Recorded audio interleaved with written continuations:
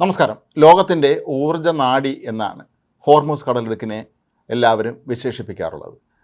കാരണം ഈ ലോകത്തെ ഏതാണ്ട് 20% ദ്രവീകൃത പ്രകൃതി വാതകവും മറ്റ് ഇന്ധനങ്ങളുമൊക്കെ കപ്പൽ വഴി കടന്നു പോകുന്നത് ഹോർമൂസ് കടലിടുക്ക് വഴിയാണ്. ഇവിടെയാണ് ഇപ്പോൾ വലിയ തോതിലുള്ള പ്രതിസന്ധി ഉടലെടുത്തിരിക്കുന്നത്.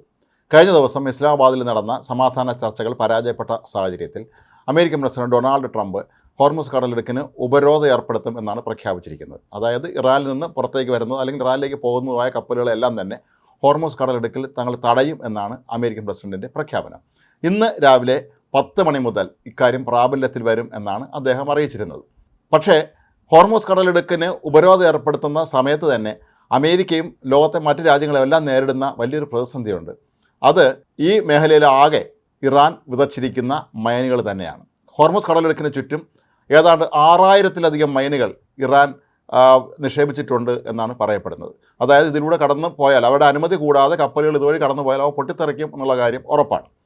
ഇതിലേറ്റവും വിചിത്രമായ കാര്യങ്ങളിലൊന്ന് എവിടെയൊക്കെയാണ് തങ്ങൾ മൈൻ നിക്ഷേപിച്ചിട്ടുണ്ട് എന്നുള്ള കാര്യം ഇപ്പോൾ ഇറാന് പോലും വ്യക്തമല്ല എന്നാണ് പറയപ്പെടുന്നത്. ഇത് വലിയ തോതിലുള്ള ഒരു പ്രതിസന്ധി തന്നെയായിരിക്കും സൃഷ്ടിക്കുക. ഇറാൻ അഥവാ കടന്നു പോകാൻ അനുവദിക്കുന്ന കപ്പലുകൾക്ക് പോലും അപകട ഭീഷണി കൂടാതെ ഇതുവഴി കടന്നു പോകാൻ കഴിയുകയില്ല എന്നുള്ളതാണ് നിലവിലെ അവസ്ഥ. ഏതായാലും ഈ ഒരു ഭീഷണി നേരിടാൻ തന്നെയാണ് അമേരിക്ക ഇപ്പോൾ മുന്നിട്ടിറങ്ങിയിരിക്കുന്നത്. അവർ ഇപ്പോൾ ചെയ്തിരിക്കുന്ന പ്രധാനപ്പെട്ട കാര്യം സാങ്കേതിക വിദ്യ ഉപയോഗിച്ചുകൊണ്ട് ഈ മൈനുകളെ നീക്കം ചെയ്യുക എന്നുള്ളതാണ്. ഇതിനായി 2 പടക്കപ്പലുകളാണ് നിയോഗിച്ചിരിക്കുന്നത്. പക്ഷേ പടക്കപ്പലുകൾ നേരിട്ടല്ല അവിടെ മൈനുകൾ നീക്കം ചെയ്യുന്നത്. അണ്ടർ വാട്ടർ ഡ്രോണുകളും ഹെലികോപ്റ്ററുകളും ഉപയോഗിച്ചുകൊണ്ടാണ് അവർ ഈ ഒരു പ്രതിസന്ധിയെ നേടാനായി ഇപ്പോൾ തയ്യാറെടുത്തിരിക്കുന്നത്. അമേരിക്കൻ വ്യോമസേനയുടെ ഹെലികോപ്റ്ററുകൾ പലതും അത്യന്താധുനിക സാങ്കേതിക വിദ്യ ഉള്ളതാണ്. ഈ ഹെലികോപ്റ്ററുകൾ ഉപയോഗിച്ചുകൊണ്ട് ലേസർ രശ്മികളുടെ സഹായത്തോടു കൂടി ഈ മൈനുകൾ കണ്ടുപിടിക്കാനുള്ള നീക്കമാണ് ഒരു ഭാഗത്തു നിന്ന് നടക്കുന്നത്. മറ്റൊന്ന് അണ്ടർ വാട്ടർ ഡ്രോണുകളാണ്. ഈ അണ്ടർ വാട്ടർ ഡ്രോണുകൾ അമേരിക്കയുടെ മാത്രമല്ല ഇസ്രായേലും ധാരാളമായി നിർമ്മിക്കുന്നുണ്ട്. ഈ അണ്ടർ വാട്ടർ ഡ്രോണുകൾ വളരെ കൃത്യമായി ഈ മൈനുകളുടെ സാന്നിധ്യം തിരിച്ചറിയുകയും അവയെ നേരിട്ട് ചെന്ന് കണ്ടുപിടിച്ച് തകർക്കുകയും ചെയ്യുന്നതാണ് ഇതിൻ്റെ ഒരു രീതി. പക്ഷേ ഇതത്ര എളുപ്പമുള്ളൊരു കാര്യമല്ല എന്നുള്ളതാണ് ഇതിലേറ്റവും പ്രധാനപ്പെട്ട ഒരു വിഷയം. ഈ മൈനുകളെ കണ്ടെത്തുകയും അവയെ തകർക്കുകയും ചെയ്യുന്ന സമയത്ത് ഇതുവഴി ഒരു കപ്പലുകൾക്കും കടന്നു പോകാൻ കഴിയുകയില്ല എന്നുള്ളതാണ് ഇതിൻ്റെ ഏറ്റവും മാരകമായ ഒരവസ്ഥ.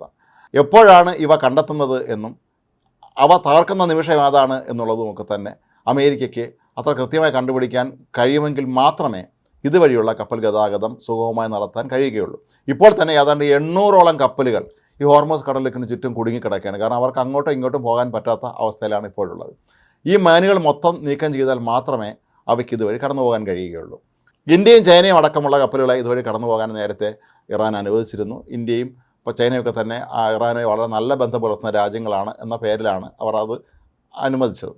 അതുകൊണ്ട് തന്നെ ഇന്ത്യയിലേക്കുള്ള പ്രകൃതിവാതകവും ഇന്ധനവും ഒക്കെ തന്നെ സുഗമമായി ഇതുവഴി ഇന്ത്യയിൽ എത്തിക്കാൻ നമുക്ക് കഴിയുകയും ചെയ്തിട്ടുണ്ടായിരുന്നു. കൂടാതെ അമേരിക്കൻ പ്രസിഡന്റ് ഡൊണാൾഡ് ട്രംപിനെ ഫ്രഞ്ച് പ്രസിഡന്റ് ഇമ്മാനുവൽ മാക്രോൺ വിമർശിച്ച പശ്ചാത്തലത്തിൽ അവരുടെ കപ്പലുകൾ ഇതുവഴി കടന്നു പോകാൻ ഇറാൻ അനുവദിച്ചിരുന്നു. ഇത് മറ്റ് പല യൂറോപ്യൻ രാജ്യങ്ങൾക്കും ഇതുവഴി കടന്നു പോകാനുള്ള സംവിധാനം ഒരുക്കുന്നതിലേക്ക് അവരെ പ്രേരിപ്പിക്കുന്ന തരത്തിലായി മാറിയിരുന്നു. പക്ഷേ ഈ മൈനുകൾ എല്ലാവർക്കും ഒരു ഭീഷണിയായി തന്നെ മാറിയിരിക്കുകയാണ്. AK-18 മോഡ് 2 കിങ് ഫിഷ് തുടങ്ങിയ ടോർപിഡോ ആകൃതിയിലുള്ള ഡ്രോണുകളാണ് ഈ വെള്ളത്തിനടിയിൽ ഈ മൈനുകളെ കണ്ടെത്താനായി അമേരിക്ക നിയോഗിക്കുന്നത്. ഇവയ്ക്ക് വളരെ വേഗം തന്നെ പ്രവർത്തിക്കാൻ കഴിയുമെന്നും അങ്ങനെ ദിവസങ്ങൾക്കുള്ളിൽ തന്നെ ഇതുവഴിയുള്ള കപ്പൽ ഗതാഗതം സുഗമമാക്കാനും മൈൻ ഭീഷണി ഒഴിവാക്കാനും കഴിയും എന്ന് തന്നെയാണ് അമേരിക്ക വിശ്വസിക്കുന്നത്. റോബോട്ടിക് സംവിധാനത്തിൽ പ്രവർത്തിക്കുന്നതാണ് ഇവയെല്ലാം തന്നെ. അപ്പോൾ അതുകൊണ്ട് തന്നെ വളരെ എളുപ്പത്തിൽ തങ്ങൾക്ക് ഈ ഭാഗം ക്ലിയർ ചെയ്യാൻ കഴിയും എന്നാണ് അമേരിക്കയുടെ വിശ്വാസം. പക്ഷേ ഇറാൻ്റെ ആയുധ ശേഷിയെ പലപ്പോഴും അമേരിക്ക വില കുറച്ച് കണ്ടു എന്ന് തന്നെയാണ് കഴിഞ്ഞ ദിവസങ്ങളിലൊക്കെ ഉണ്ടായ സംഭവങ്ങൾ തെളിയിക്കുന്നത്. ഇറാൻ്റെ കൈവശം അസാമാന്യമായ രീതിയിൽ മൈനുകൾ ഉണ്ടായിരുന്നു എന്നുള്ള കാര്യം അമേരിക്കയ്ക്ക് ഇനിയും മനസ്സിലാക്കാൻ കഴിഞ്ഞിരുന്നില്ല. അപ്പോൾ ഈ ഒരു പശ്ചാത്തലത്തിൽ ഈ ദിവസങ്ങളിൽ, അതായത് ഇന്ന് നാളെയൊക്കെ തന്നെ ഈ മൈനുകൾ പരമാവധി കണ്ടെത്തി അവ ഇല്ലാതാക്കുന്ന ദൗത്യമായിരിക്കും അമേരിക്ക ഏറ്റെടുക്കുക. പക്ഷേ ഇതിനോട് ഇറാൻ എങ്ങനെയായിരിക്കും പ്രതികരിക്കുക എന്നുള്ളത് മറ്റൊരു പ്രധാനപ്പെട്ട കാര്യമാണ്. ഒരുപക്ഷെ ഈ മൈനുകൾ കണ്ടെത്താൻ എത്തുന്ന ഡ്രോണുകളെയും ഹെലികോപ്റ്ററുകളൊക്കെ നേരിടാനുള്ള മറ്റ് സംവിധാനങ്ങൾ ഇറാൻ ഏർപ്പെടുത്തിയിട്ടുണ്ടോ എന്നുള്ള കാര്യം ഇപ്പോഴും വ്യക്തമല്ല. കഴിഞ്ഞ ദിവസമാണ് അമേരിക്കയുടെ ഒരു നിരീക്ഷണ വിമാനം കാണാതായത്. ഇതിനെന്ത് സംഭവിച്ചു എന്നുള്ളതിനെക്കുറിച്ച് ഇനിയും അമേരിക്ക പ്രതികരിച്ചിട്ടില്ല. ഇതിനെയെല്ലാം ഇറാൻ വെടിവെച്ചിട്ടതാണോ എന്നുള്ള സംശയവും കൂടി ഇപ്പോൾ ഉയരുകയാണ്. അപ്പോൾ ഈ ഒരു പശ്ചാത്തലത്തിൽ 50,000 അടി ഉയരത്തിൽ പറക്കുന്ന നിരീക്ഷണ വിമാനത്തിനെ പോലും അവർക്ക് വെടിവെച്ച് വീഴ്ത്താൻ കഴിയുമെങ്കിൽ ഈ മൈനുകൾ കണ്ടുപിടിക്കുന്നതിനായി എത്തുന്ന ഹെലികോപ്റ്ററുകളെയും അവർക്ക് അത്തരത്തിൽ നേരിടാൻ കഴിയുമോ എന്നുള്ളൊരു ചോദ്യവും ഇവിടെ ഉയരുന്നുണ്ട്. ഏതായാലും ഇനി അങ്ങോട്ട് നടക്കുന്ന യുദ്ധം കടലിനടിയിലെ യുദ്ധം തന്നെയായിരിക്കും. കാരണം കടലിന് പുറത്ത് മറ്റു രീതിയിൽ നമുക്ക് ആക്രമണം നടത്താമെങ്കിലും കടലിനടിയിൽ എന്തൊക്കെ വസ്തുക്കളാണ് ഇറാൻ ഒളിപ്പിച്ച് വെച്ചിട്ടുള്ളത് എന്നുള്ളതിനെക്കുറിച്ച് ഇനിയും അമേരിക്കയ്ക്ക് വ്യക്തമായ ധാരണയില്ല.